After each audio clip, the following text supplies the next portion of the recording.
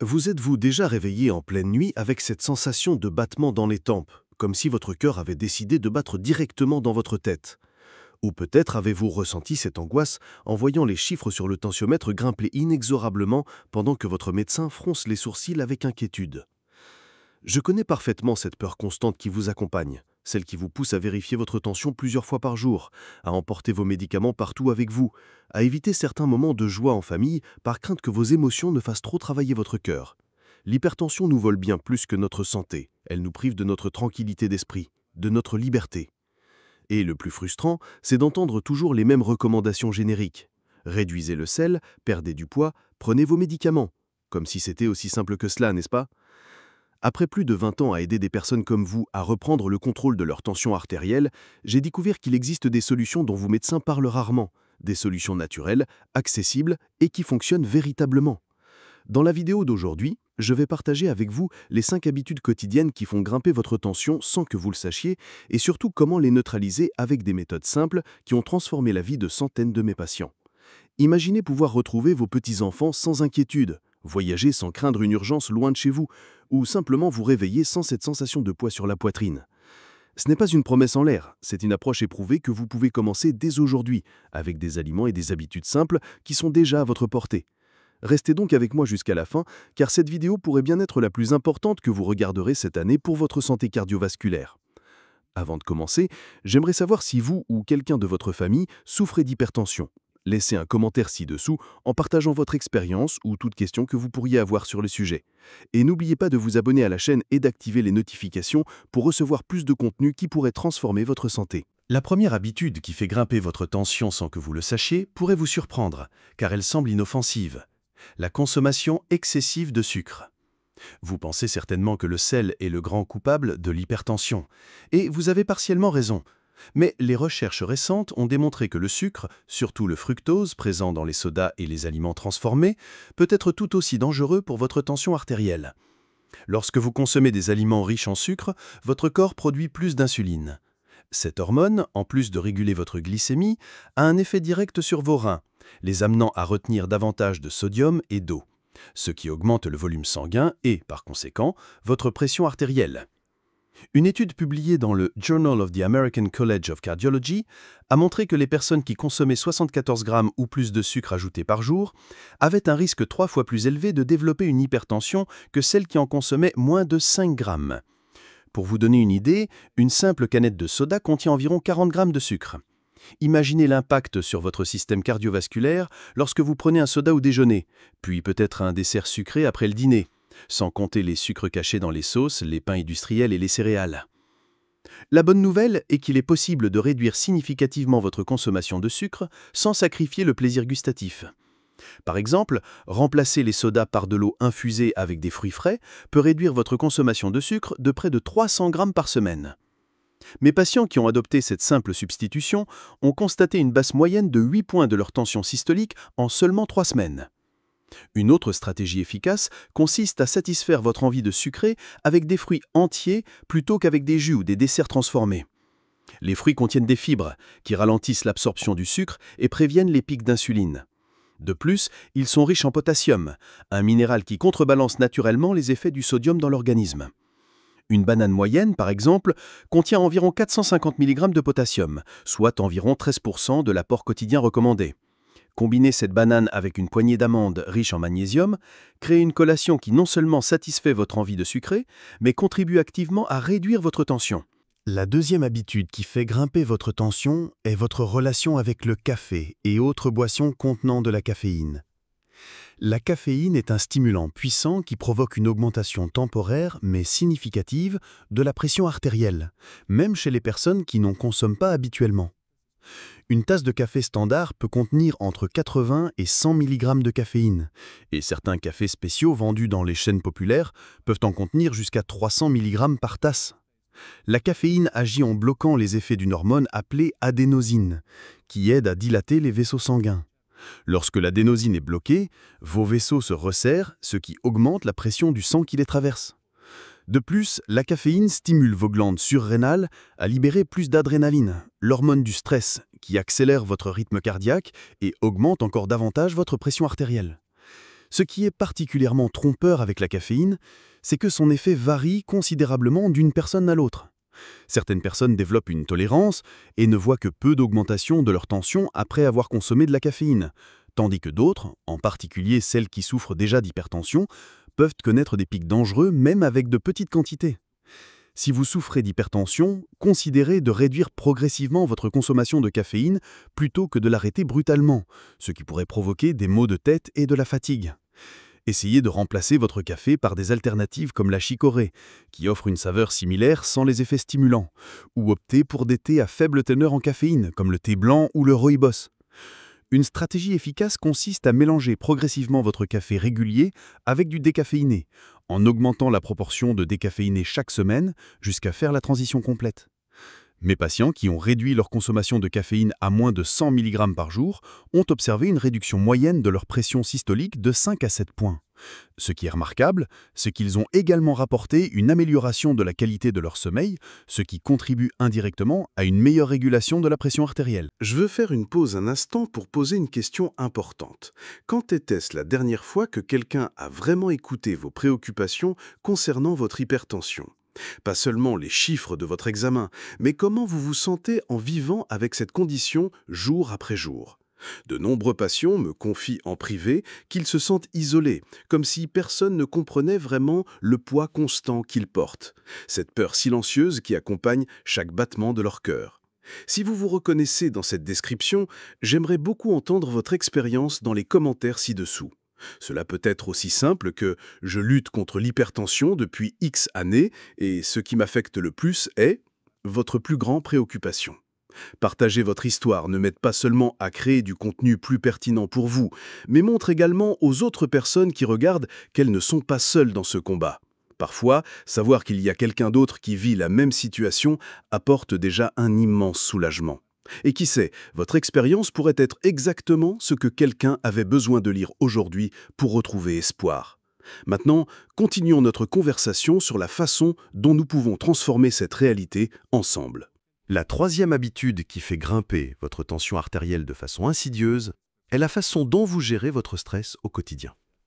Le stress chronique est probablement le facteur de risque d'hypertension le plus sous-estimé par la médecine conventionnelle. Lorsque vous êtes stressé, votre corps entre en mode survie et libère des hormones comme le cortisol et l'adrénaline qui augmentent temporairement votre fréquence cardiaque et contractent vos vaisseaux sanguins. Ce mécanisme ancestral, conçu pour nous aider à fuir face au danger, devient problématique lorsqu'il est activé en permanence dans notre vie moderne. Aujourd'hui, ce n'est plus un prédateur qui nous menace, mais les embouteillages, les factures à payer, les tensions familiales ou les pressions professionnelles.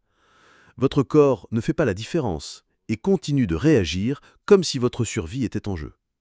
Une étude menée par l'Université de Californie a suivi plus de 6000 adultes pendant 7 ans et a découvert que ceux qui rapportaient des niveaux élevés de stress avaient 40% plus de risque de développer une hypertension indépendamment d'autres facteurs comme l'alimentation ou l'exercice physique.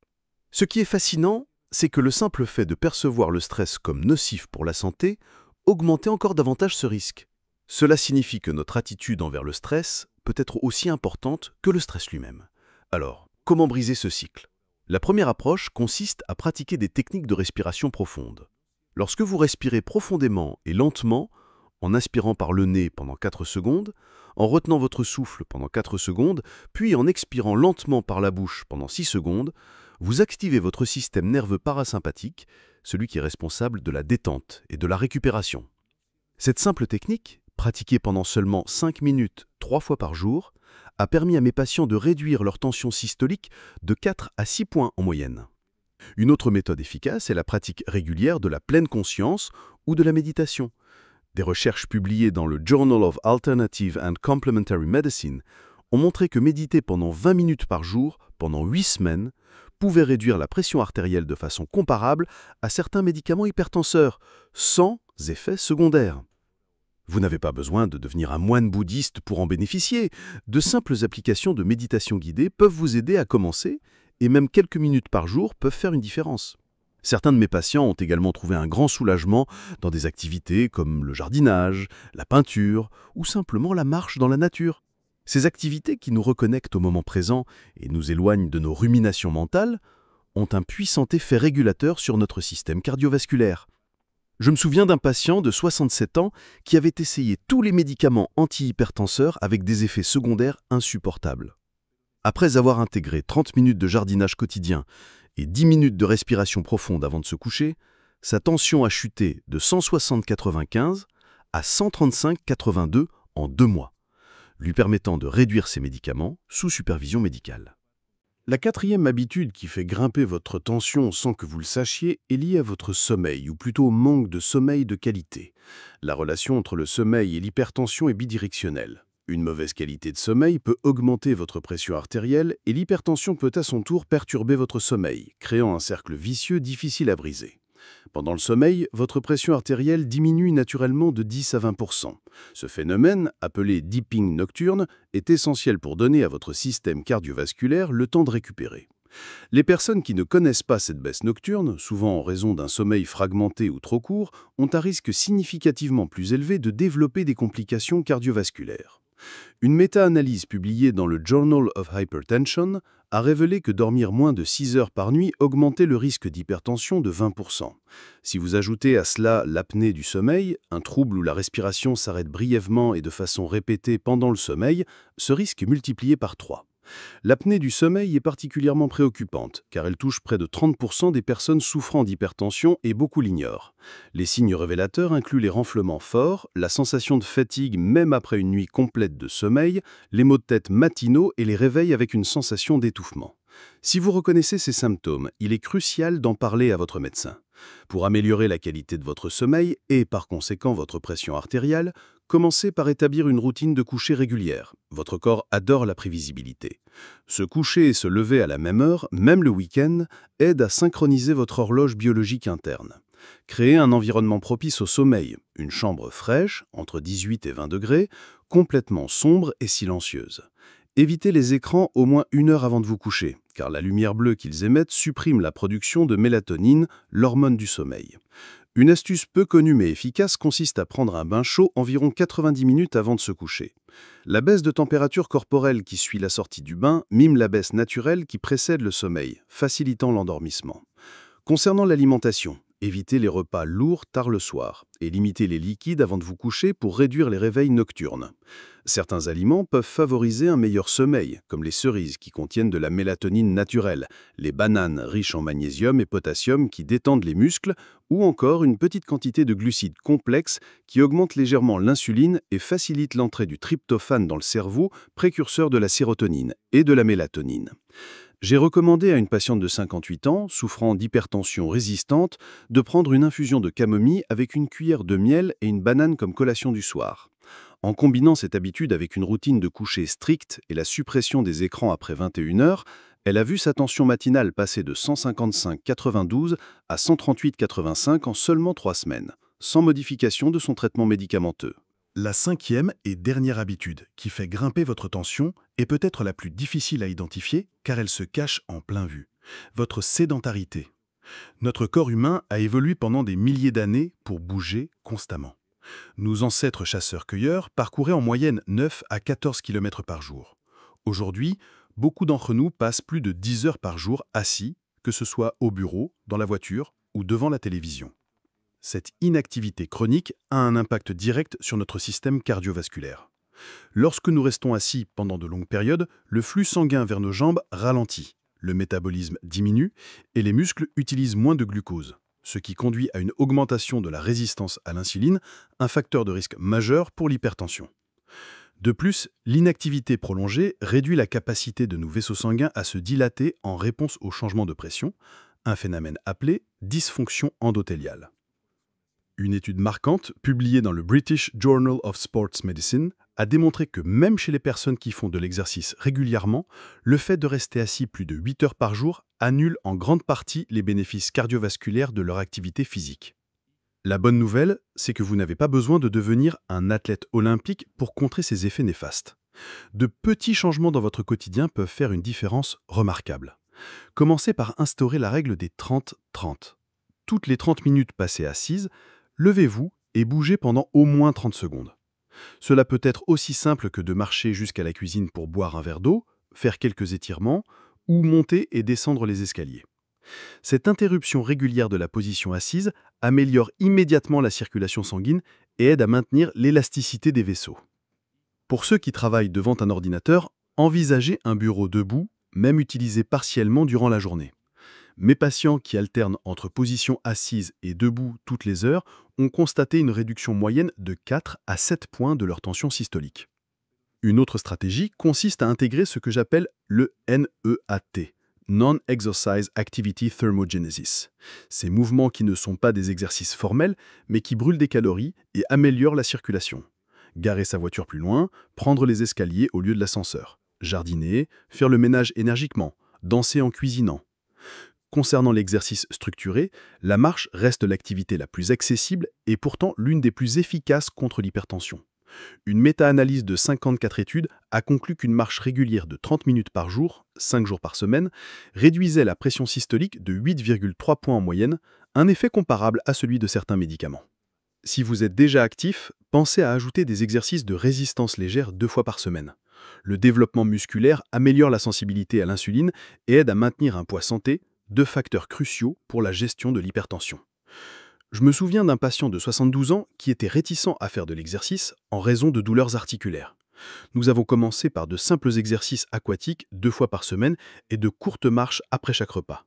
En 6 mois, non seulement sa tension est passée de 175/95 à 142/82, mais ses douleurs articulaires ont également diminué, lui permettant d'augmenter progressivement son activité physique. En combinant ces 5 changements, vous pouvez constater des améliorations significatives de votre tension artérielle en quelques semaines seulement.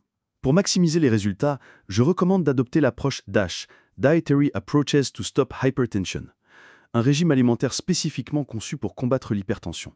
Ce régime met l'accent sur les fruits, les légumes, les produits laitiers faibles en matière grasse, les grains entiers, la volaille, le poisson et les noix, tout en limitant les viandes rouges, les sucreries et les boissons sucrées. Les études montrent que le régime DASH peut réduire la pression systolique de 8 à 14 points en seulement 2 semaines. Un élément clé de ce régime est sa richesse en potassium, magnésium et calcium, 3 minéraux qui travaillent en synergie pour contrebalancer les effets du sodium. Le potassium en particulier aide vos reins à éliminer plus de sodium par l'urine, réduisant ainsi la pression sur vos vaisseaux sanguins. Les aliments particulièrement riches en potassium incluent les bananes, les avocats, les patates douces, les épinards et les haricots blancs. Le magnésium, quant à lui, aide à relaxer les vaisseaux sanguins et peut être trouvé en abondance dans les amandes, les graines de citrouille, le chocolat noir et les légumes à feuilles vertes. Enfin, le calcium, présent dans les produits laitiers, les sardines et le tofu, joue un rôle crucial dans la contraction et la relaxation des vaisseaux sanguins. Une combinaison particulièrement puissante que je recommande à mes patients est un smoothie matinal contenant un mélange de bananes, épinards, yaourt grec, graines de chia à 1 cuillère à café de cacao non sucré. Cette boisson fournit une dose concentrée de ces 3 minéraux essentiels et constitue un excellent début de journée pour toute personne souffrant d'hypertension. Un aspect souvent négligé dans la gestion de l'hypertension concerne les interactions médicamenteuses. Certains médicaments courants, comme les anti-inflammatoires non stéroïdiens, ibuprofène, naproxène, des décongestionnants nasaux, certains antidépresseurs et même certains compléments alimentaires peuvent augmenter votre pression artérielle. Il est crucial de discuter avec votre médecin ou pharmacien de tous les médicaments et suppléments que vous prenez, même ceux disponibles sans ordonnance. Dans certains cas, de simples ajustements dans le timing de prise ou le choix des médicaments peuvent faire une différence significative. Par exemple, prendre vos médicaments hypertenseurs le soir plutôt que le matin peut améliorer leur efficacité, car cela correspond mieux au rythme circadien naturel de votre corps. Une étude espagnole de grande envergure a démontré que les patients qui prenaient leur traitement au coucher plutôt qu'au réveil réduisaient de 45% le risque d'événements cardiovasculaires majeurs. Il est également important de comprendre que l'hypertension affecte différemment les hommes et les femmes, ainsi que les personnes de différents groupes d'âge. Chez les femmes, les fluctuations hormonales tout au long de la vie, notamment pendant la grossesse et la ménopause, peuvent influencer significativement la pression artérielle. Après la ménopause, les femmes deviennent plus susceptibles de développer une hypertension que les hommes du même âge, probablement en raison de la diminution des œstrogènes qui ont un effet protecteur sur le système cardiovasculaire. Pour les femmes ménopausées, des stratégies spécifiques comme l'incorporation de soja et de lin dans l'alimentation peuvent aider à compenser partiellement cette perte de protection hormonale. Chez les personnes âgées, l'hypertension systolique isolée, caractérisée par une pression systolique élevée, mais une pression diastolique normale ou basse, est plus courante. Cette condition nécessite une approche de traitement particulièrement prudente pour éviter les chutes de pression trop importantes qui pourraient provoquer des étourdissements et des chutes. Pour conclure, je voudrais partager avec vous une vision plus holistique de la santé cardiovasculaire. L'hypertension n'est pas simplement un chiffre à réduire, c'est un signal que votre corps vous envoie pour vous alerter d'un déséquilibre plus profond. En adoptant les changements que nous avons discutés aujourd'hui, vous ne faites pas que réduire votre pression artérielle, vous améliorez la qualité globale de votre vie. Vous dormez mieux, vous avez plus d'énergie, vous êtes plus présent pour vos proches et vous réduisez significativement votre risque de complications graves comme les crises cardiaques et les AVC. J'ai vu des centaines de patients transformer leur relation avec l'hypertension, passant de la peur et de la résignation à la confiance et au contrôle. Vous aussi, vous pouvez faire ce voyage. Commencez petit, peut-être en choisissant juste une ou deux des habitudes que nous avons discutées aujourd'hui, et construisez progressivement à partir de là. Rappelez-vous que chaque petit pas compte et que la constance est plus importante que la perfection. Si vous êtes arrivé jusqu'ici, vous savez probablement à quel point il est difficile de vivre avec une pression artérielle incontrôlée. Cette préoccupation constante, les médicaments avec leurs effets secondaires, les restrictions qui semblent voler un peu de la joie du quotidien. Je veux que vous sachiez que vous n'êtes pas seul dans ce voyage. Notre chaîne est née précisément de la volonté de créer une communauté de soutien pour des personnes comme vous qui cherchent des alternatives naturelles et efficaces pour prendre soin de leur santé cardiovasculaire. Chaque semaine, nous partageons de nouvelles découvertes, des recettes simples qui aident à contrôler naturellement la pression et nous répondons aux questions que les médecins n'ont souvent pas le temps d'expliquer pendant la consultation. Si ce contenu a fait sens pour vous, envisagez de vous abonner à la chaîne et d'activer les notifications. Ainsi, nous pourrons cheminer ensemble dans ce voyage de santé, un pas à la fois, sans précipitation, mais avec la constance que votre cœur mérite. Je ne promets pas de miracle, mais je garantis des informations honnêtes, basées sur des recherches sérieuses et sur l'expérience de ceux qui ont déjà obtenu des résultats réels. Prenez soin de vous, et j'espère vous retrouver dans la prochaine vidéo où nous continuerons notre conversation sur comment vivre mieux, même avec l'hypertension. Votre cœur vous remercie pour chaque petit soin que vous lui accordez aujourd'hui.